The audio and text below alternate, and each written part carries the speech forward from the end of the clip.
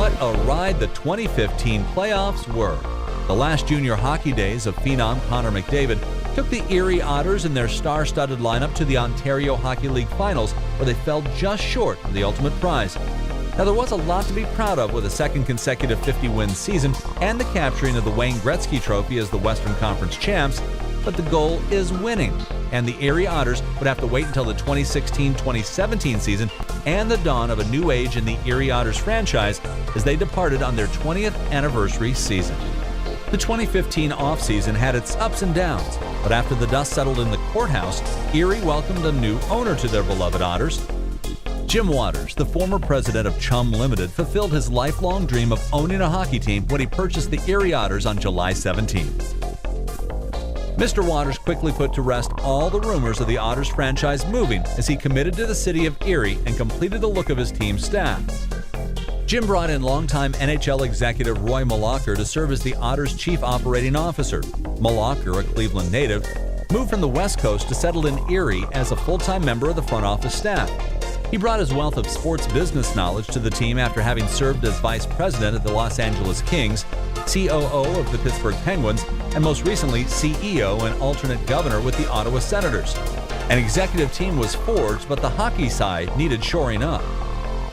The team was left without a general manager, and the executive side made the no-brainer decision to hire Dave Brown as the team's next GM. Brown had served as the Otters' director of hockey operations the previous 4 seasons, and his stamp could be seen on the team since joining Erie in 2010. He previously served as general manager of the Ice Dogs franchise that relocated from Mississauga to St. Catharines. He and his scouting staff had developed a young and talented roster set to take on the challenge of following up a conference championship season.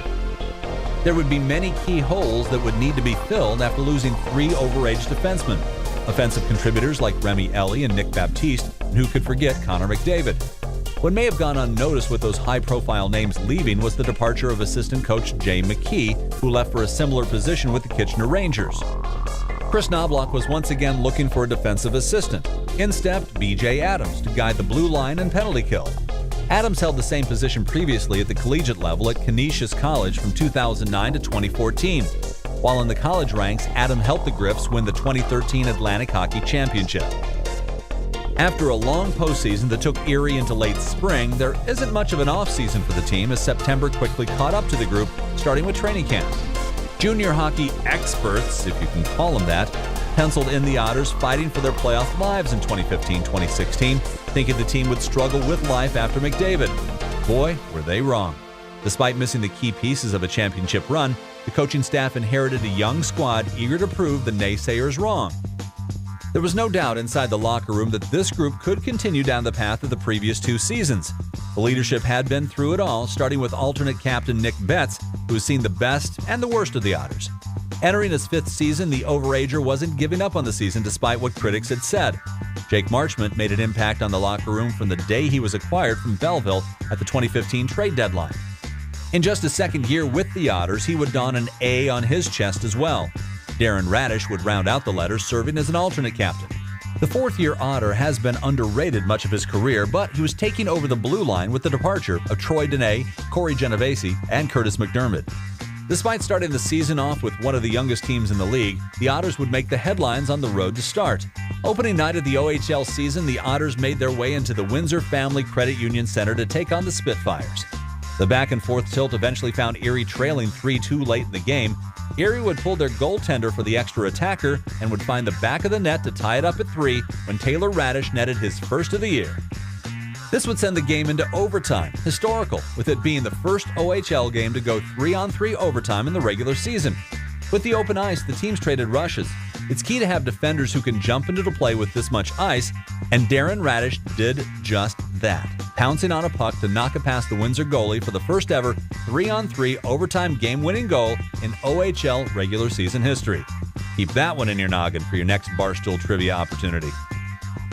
That was just the first of another hot start to the season for a Chris Knobloch-coached Otter squad. And like previous years, things got even hotter during the month of October. It started on the 1st of the month at the Meridian Center with the Otters visiting the Ice Dogs. That night, the reigning CHL Rookie of the Year, Alex DeBrincat, had some kind of magic brewing that the Otters had never seen before. The sharpshooting sophomore kicked it into high gear, scoring 5 goals in a 6-1 victory over Niagara, the only player to complete that feat during the regular season in Erie Otters history. NHL scouts were now drooling over the draft-eligible forward. After starting 4-0, the top team in the OHL got some great news coming from the desert in Arizona. The Arizona Coyotes announced that they were sending the 3rd overall pick of the 2015 NHL Draft back to Erie for another year of junior hockey. Dylan Strome, the CHL's top scorer from a year ago, was coming back to Erie with unfinished business on his mind. There was no better time to announce the next captain for the 20th season in Erie Otters hockey. Dylan Strome sweaters would now feature the C for the 2015-2016 season. The team continued to roll, winning 13 of their first 15 games. The CHL took notice, and the Otters shot up the rankings. The team that wasn't going anywhere without McDavid was all of a sudden at the top of the CHL rankings as the #1 team in all 3 leagues. Good times continued to roll as the Otters received commitment from their first-round pick in the CHL import draft. Eric Cernak, a second-round pick of the LA Kings in 2015, was coming to Erie.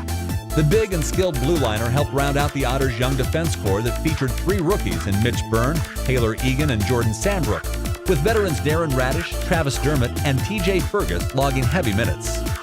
The knock on Erie was the need to trade for a defenseman, but GM Dave Brown and the Otters got theirs without having to send away any assets. The fall also marks the beginning of international play for the lucky few selected to represent their countries. This season, the Otters not only had a player at the World Under-17 Hockey Challenge, but a coach in Chris Knobloch.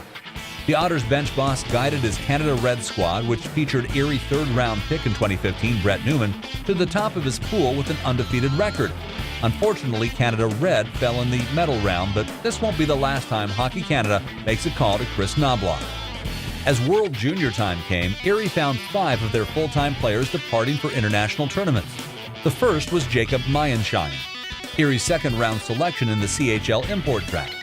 The German-born forward would compete in Vienna, Austria at the Division I Group A World Junior Championships, where he tied to lead the Germans in scoring at the tournament.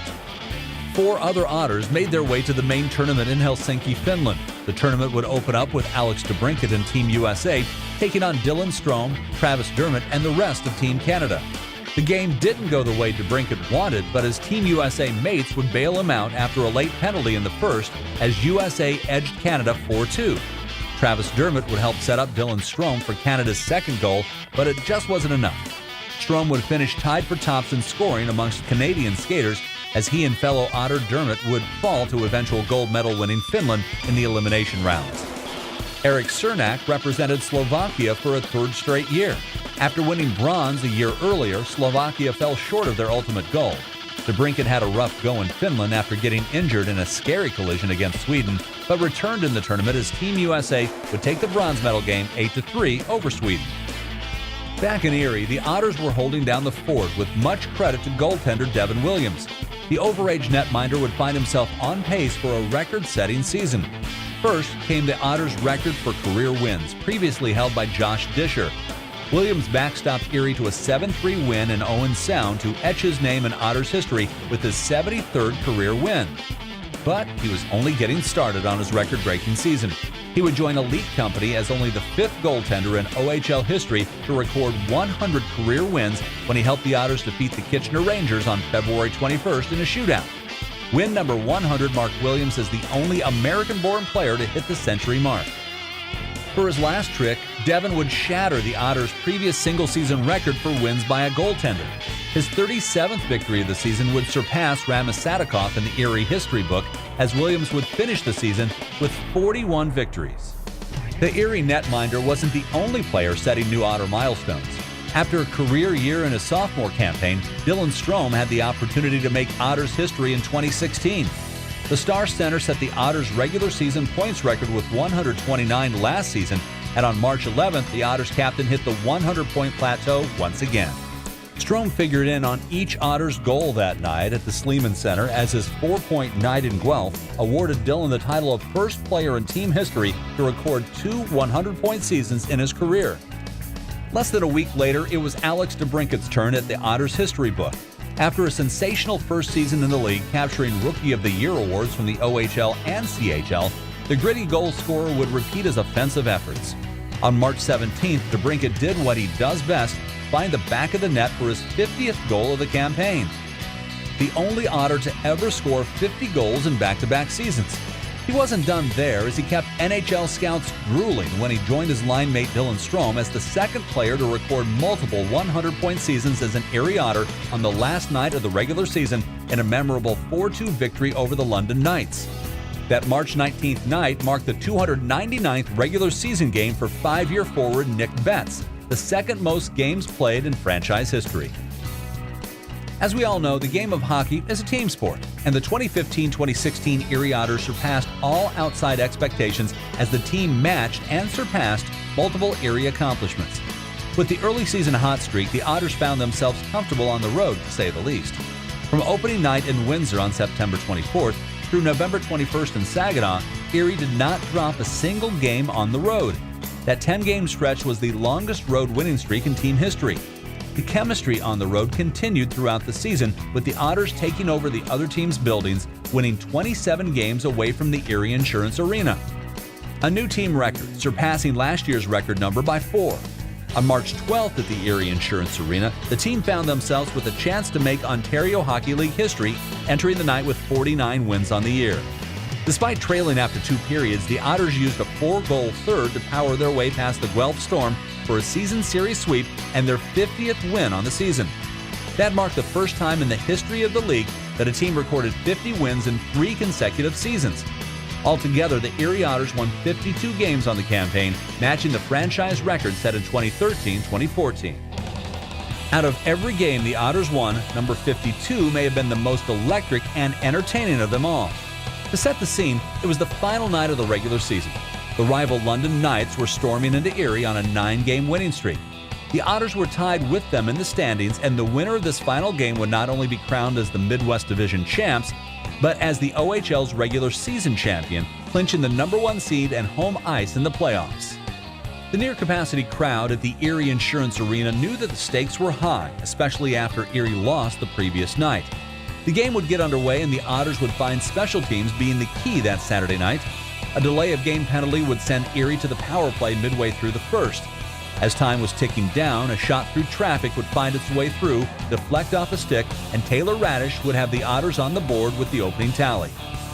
London would tie early in the second period, but Erie had more to give on this third game on a third straight night.